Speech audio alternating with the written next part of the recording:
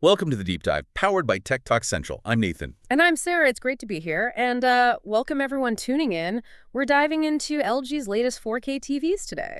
Yes, we are. We're tackling a question that, well, a lot of you might be asking if you're looking at a new TV.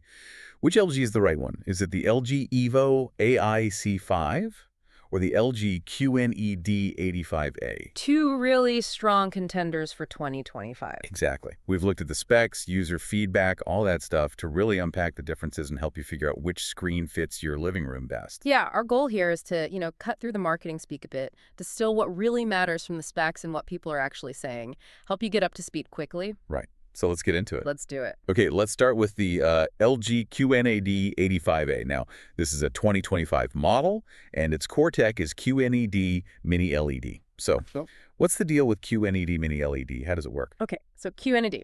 LG combines their dynamic QNED color, which boasts 100% color volume with mini LED backlighting. Now, mini LED, think of it as a major upgrade from your standard LED TV.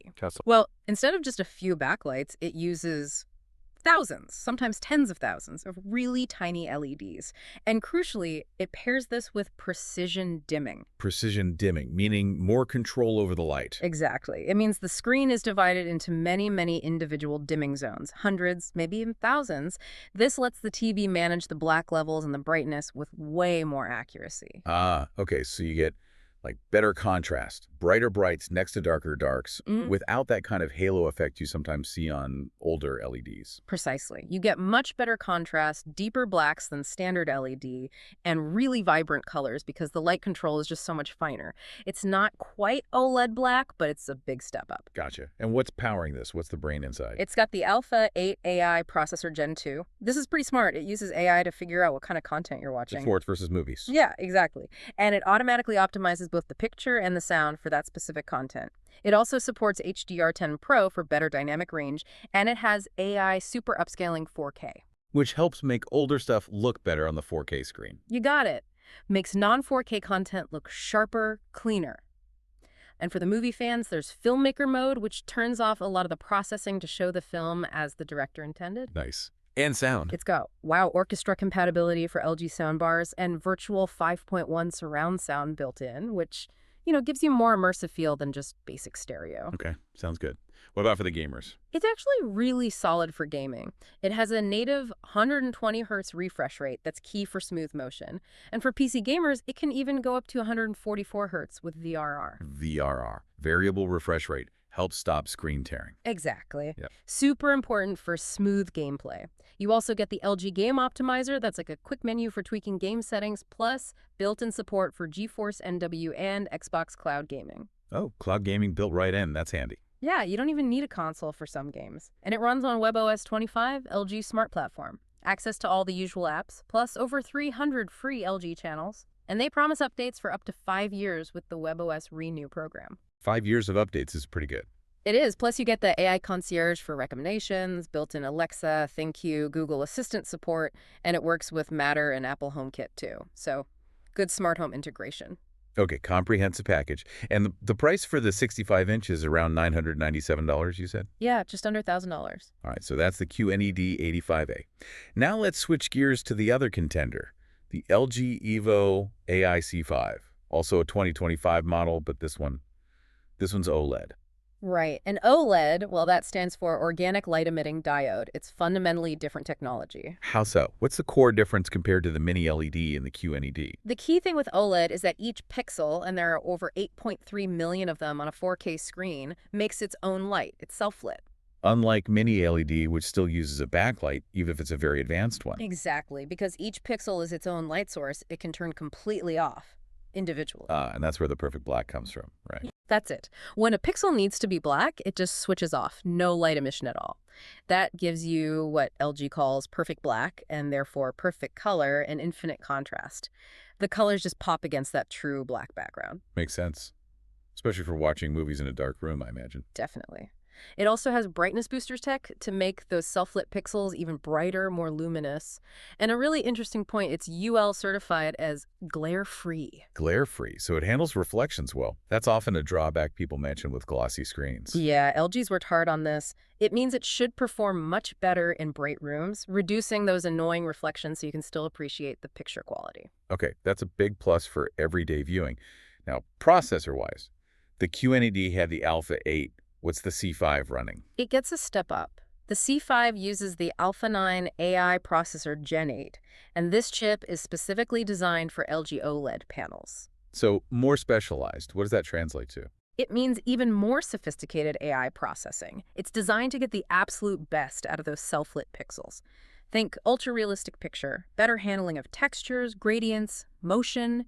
It also uses AI super upscaling, like the Alpha 8, but likely even more refined. And HDR formats. You get Dolby Vision support here, which is often seen as a premium HDR format for its dynamic metadata, alongside Dolby Atmos for that immersive, object-based sound. And yes, Filmmaker mode is here too. Dolby Vision and Atmos. Okay, premium features. What about gaming on the C5? We said the QNED was solid. How does the OLED compare? This is where the C5 really shines for serious gamers. It has an incredibly fast 0.1 millisecond response time. 0.1. That's almost instant. Practically. Eliminates ghosting and motion blur, which is huge for fast-paced games. It also has the 120 Hz native refresh rate, up to 144 Hz with VR, but it adds NVIDIA G-Sync compatibility and AMD FreeSync Premium certification. Ah, so official G-Sync and FreeSync support. That guarantees smoother performance with specific graphics cards. Correct. And maybe the biggest deal for people with multiple devices, it has 4 HDMI 2.1 ports. 4. The QNED has. Usually 2 on models like that. Having 4 means you can plug in a PS5, an Xbox Series X, a high-end PC, maybe a soundbar using eIRC, all at the same time without needing a switcher or compromising on features like 4K at 120 Hz. Okay, that's a significant advantage for hardcore gamers with lots of kit. Definitely. And it has the LG Game Dashboard and Game Optimizer too, just like the QNED. All right. And smart features. Is it the same WebOS experience? Pretty much identical. It runs AI WebOS 25, has all the apps, the free channels, the Renew Update program, the personalized picture wizard, AI Concierge, AirPlay 2, Google Cast, Alexa, ThinkQ, Google Assistant, Matter, HomeKit, the whole suite. Okay. Any interesting user feedback stand out for the C5? Yeah, people consistently praise the picture quality, the accuracy. One user noted how natural outdoor scenes look, how well facial details are rendered. Another specifically mentioned the black frame insertion, or BFI. Right, that helps with motion clarity. Yes, by inserting black frames. This user said it worked really well in game mode on tricky scenes, like in The Hobbit or Blade Runner 2049, without creating that distracting shimmer or glow you sometimes get with BFI. Interesting. So, high praise for picture and motion. Yeah. But then there's the price. The 65-inch C5, around $2,297. Yeah, roughly $2,300. So quite a jump from the QNED85A's $1,000 price tag. Over double the price. Yeah. Okay, so let's bring it all together. 2 really capable LG TVs, same year, similar smarts, but different screen tech, different processors, different gaming specs in some areas, and very different prices.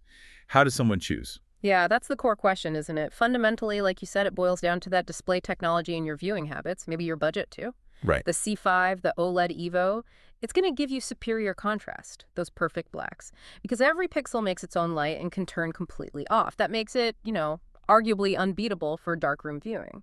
Movie lovers who want that truly cinematic, immersive feel, they'll likely lean towards OLED. For that ultimate contrast and detail and shadows. Exactly. And the Alpha 9 processor is tailored to maximize that OLED advantage. But the QNED85A, with its mini LED and precision dimming, it gets really bright, and its color volume is excellent. In a brighter living room where maybe perfect black isn't quite as noticeable because of ambient light, the QNED's brightness might actually be more impactful day to day. Okay, so QNED for brighter rooms, potentially. Potentially, yeah. Or for people who want a fantastic picture, great colors, good contrast, much better than standard LED, but at a much more accessible price. It's still a premium TV experience. The Alpha 8 processor is very capable, even if it's not the absolute top-tier Alpha 9. Makes sense. And gaming. The C5 seems to have the edge on paper with a mere 0.1 meters response time, G-Sync, FreeSync, those 4 HDMI 2.1 ports. It does. For the most demanding competitive gamers or those juggling multiple next-gen systems, the C5 offers a slightly more premium, slightly more future-proof setup. But let's be clear, the QNED85A is still a great gaming TV with its 121/44 Hz VRR support and game optimizer. Most gamers will be thrilled with it. Right, it's maybe a degree of difference for the absolute enthusiast versus excellent performance for almost everyone else. Something like that. Oh, and don't forget energy consumption. The QNE85A is noticeably more energy efficient than the C5 OLED. About 209 kilowatt hours per year versus 302 for the C5 and the 65-inch size. That's a good point. Adds up over time. So, okay, wrapping it up.